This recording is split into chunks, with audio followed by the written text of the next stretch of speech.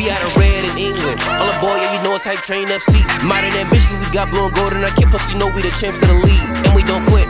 Started from grassroots, yeah, the sport, we ain't taking it light. You know it's real, from fantasy to the field. You better believe the hype. Yeah. Hello one and all, and welcome aboard the home of Hype Train Football Club on our dedicated YouTube channel. We hope that you're strapped in for one of the most Sunday League experiences you're going to find in grassroots football today on our YouTube channel, as the train hosted Reading Kites in Reading District Sunday League's Division 3 on Sunday the 12th of November 2023 at our home ground at Calcot Recreation Ground. This was the first time that we'd faced the Kites in any form of competition, with the visitors having one good story on their hands as they were looking for their second ever league win in what is their third season as a club, with the Kites starting life as a club in RDSL Division 1 back in 2021 and have been the whipping boys for the last several years, with their sole win coming against Rose and Thistle FC in a 1-0 win last season, the 2022-23 campaign, and they've remained together ever since against a huge tide of adversity, and they won't back down from any challenge. So for the first time we were looking forward to welcoming the Kites down at our home ground in Reading. As for how the train lined up on the day, we were in our home native blue kit from Kitlocker, whilst the Kites were in pink and black. We had Marco Rubia in goal for the team, and he was supported by a defensive line that consisted of Anwar Amanga, Kai Longmate, Joe Sawyer and George Townsend, whilst there was a midfield trio ahead of the defensive line that consisted of Jensen Mansell, Ben Hineout and Nick Parfitt-Bowers. Out wide for the team we had Porrick Gorman on the left and Taron Langer on the right. They were both in support of Kieran Carolan in attack for the team, whilst off the substitutes bench we had Waleed Zaki, Mitchell Saunders and Robert Austin to call upon for the team.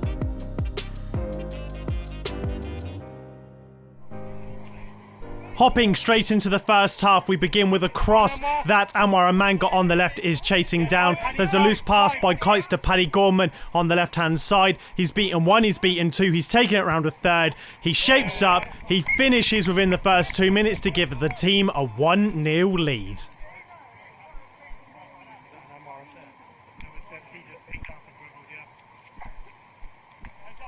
Go on, Anwar. Yeah, time, Paddy, time.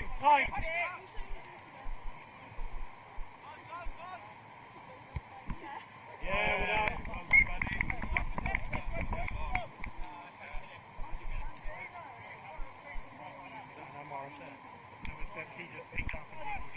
We resume with some more attacking intent by Paddy Gorman in attack, with the number 11 having the ball scooped away from the goalkeeper, though there's a loose pass that goes out to Nick, and then Jensen picks up the ball. Out at right back is George Townsend, who puts the ball into an area with Ben Hineout being fouled around 30 yards from goal. Hi, shut your mouth. Stood over the dead ball was Kieran Carolan in attack for the team. He takes his time, he steps up, though the Kites goalkeeper collects the ball.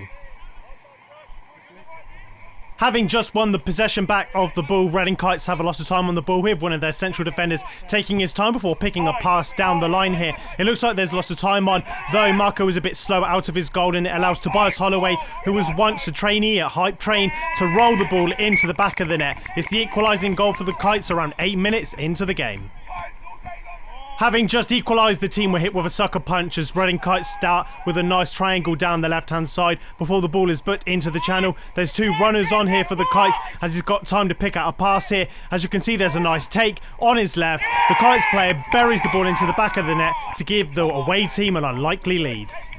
One for the Sunday League annuals right now, around 15 minutes in, and it starts with Jensen doing well to win back the ball in midfield and passing to Joe. Joe then takes his time to feed George at right back. George has a lot of time and he picks out his opposite fullback Anwar. Anwar chest down, he's got a marker chasing him and he decides to go in the middle. He's got the beating of two before feeding a through pass through to Kieran. Kieran on his left takes a shot and somehow on the slip the goalkeeper's dropped the ball and the ball's gone into the back of the net for the equalising goal.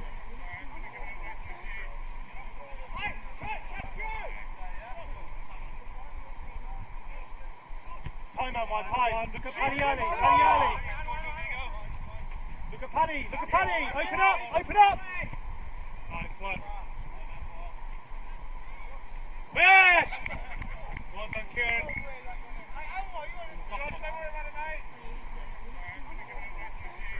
Come It's definitely been a frantic and open 20 minutes for both teams, and there was no less up in play in the first half.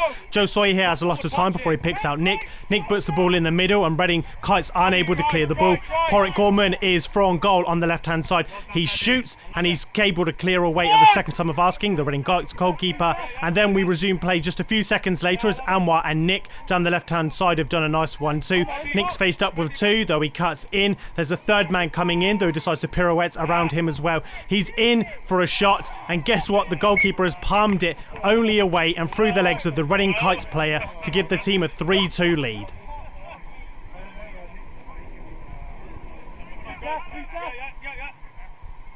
Yeah, I love it.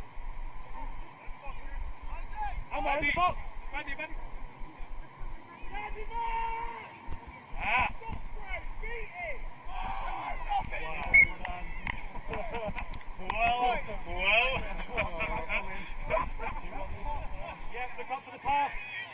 Down the left flank, Almar has the beating of the Reading Kites central defender who set up their first goal, though he's forced to go home. He's got Porrick and Kieran in support. Kieran eventually puts the ball away from the Kites player. He's brought down for a foul. It's definitely a foul, though the matter of where the foul is of accord here, with the referee deciding that it's a penalty kick for the team. He's about to go over and demonstrate that he's either on the line or just inside, meaning we've got a penalty kick to take the game to 4-2. Stepping up to the mark was number 9 Kieran, who was fouled, which means we've got an opportunity to take the game to 4-2, which Kieran does excellently with a good penalty to the right of the goalkeeper. That's a key pass, it's not an assist. Oh, he's putting this over.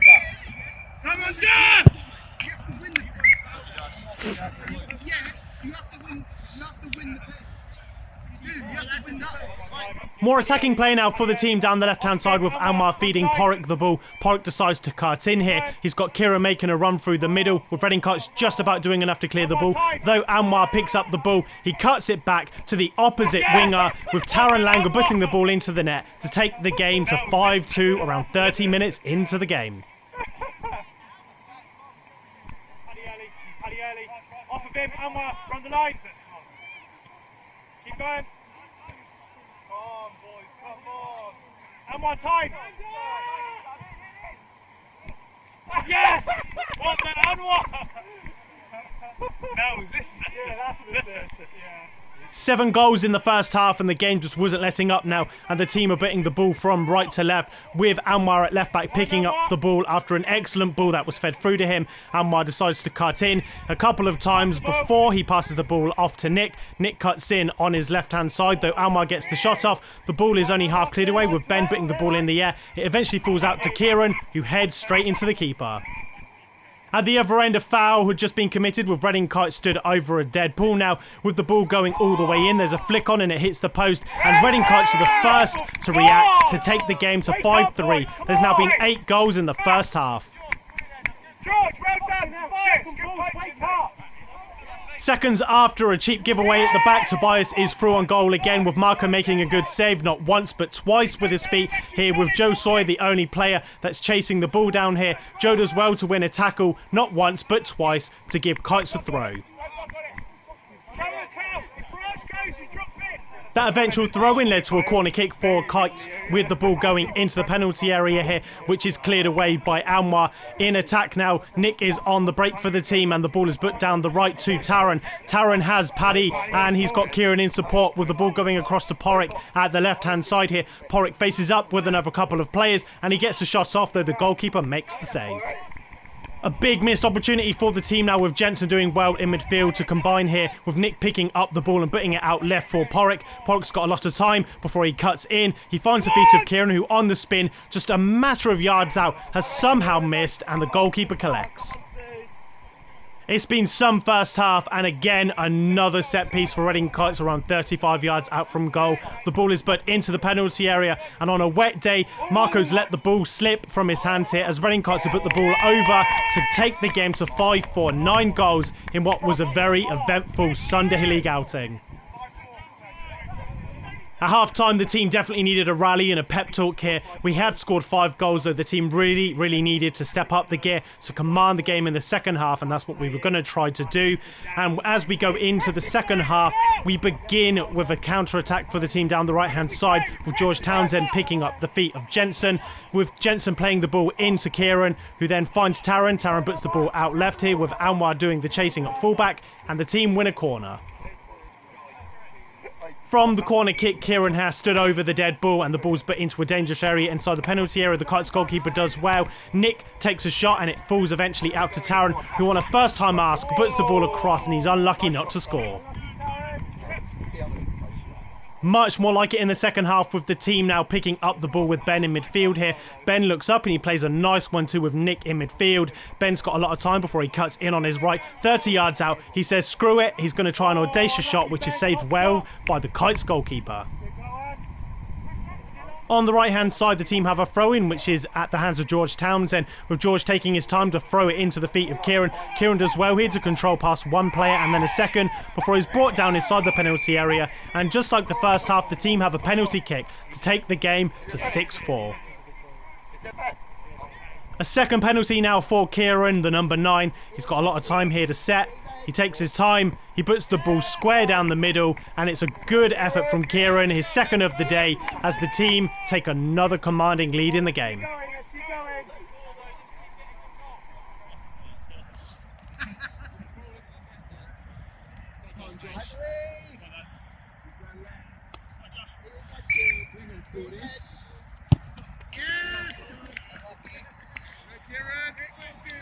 Heads up, lads!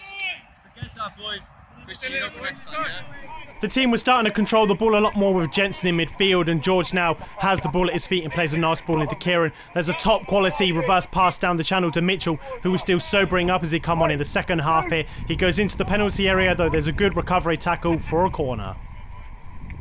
The resulting set piece has Kieran all over it, with the ball bit into the penalty area. It's gone deep and it's only half cleared away to Porrick at the edge of the box. He looks up, he's got a couple of men on before he plays the ball back. There's a cross by myself into the penalty area, with Joe Sawyer's header being collected by the keeper.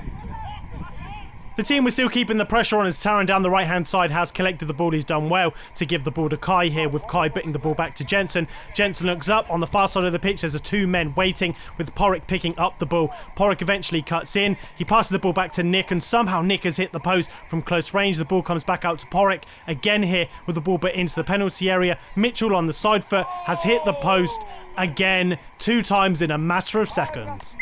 It happens in football a lot of the time. You get some loose passes, you never know where some of the kicks are going to go, and the Kites have put the ball in a dangerous area for themselves, and they're looking to recover, though Taran on the right wing collects the ball. He cuts the ball in, and Kieran forces an excellent save from the goalkeeper, though a goal kick was awarded.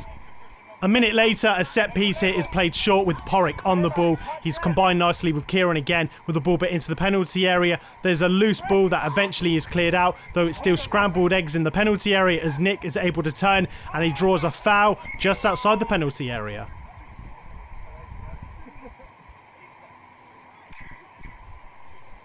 The team have already hit the woodwork 3 times in the game, and stood over the ball was Nick Parfitt-Bowers. He's taken a good free kick and it's agonisingly wide as it hits the bar before the goalkeeper from Kites is able to collect.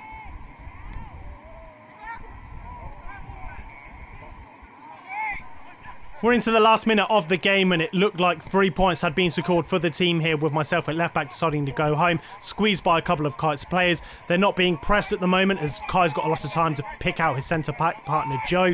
Joe takes his time here before he decides to put the ball into the channel for Mitchell to chase. It's a good ball by Sawyer as Mitchell does very well to pick up the ball here. The Kites left back is just done enough to butt off Mitchell, though the team still keep the ball, with Kieran bitting the ball out left to Porrick. Porrick cuts in, he takes a shot, is saved by the keeper, but feeding for the scraps at the back post was Walid Zaki, who scored his first goal of the season.